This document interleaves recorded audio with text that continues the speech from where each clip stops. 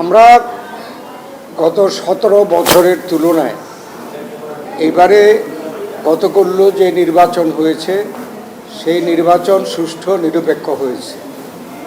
প্রশাসন অনেক ব্যাপারে তারা সাবধানতার অবলম্বন করেছে এবং জনগণ কেউ কোনো পর্যায়ের কেউ জোর করে কোথাও সিল দিতে পারেনি, এই অভিযোগ আসেনি।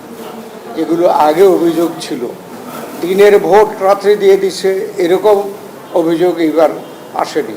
সেই জন্যে আমরা মনে করি যে এই যে অন্তর্বর্তীকালীন সরকার যে ওয়াদা করেছিল জনগণের কাছে যে তারা জনগণের অধিকার ফেরত দেবে, বিশেষ করে ভোটের অধিকার, সেই ভোটের অধিকার ফেরত দিয়েছে। এবং গতকাল জনগণ নিরপেক্ষ স্বাধীন ভোটের মাধ্যমে আমাদের বিএনপিকে 2/3 মেজরিটি দিয়েছে এবং এটা প্রত্যাশিত ছিল।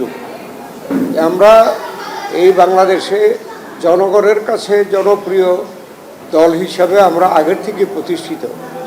যেমন 2018-তে দিনের ভোট রাত্রে নিয়ে গেল, এটা স্বীকৃত। কেন নিয়ে গেল? যে দিনে যদি ভোট হয় তাহলে আওয়ামী লীগ এখানে পাশ করতে পারবে না, সেই জন্য তারা রাত্রে সেটা সংগঠিত করেছে।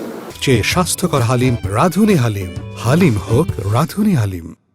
এবং তার প্রতিবাদে আমরা 2024-এ কোনো নির্বাচনে যাইনি।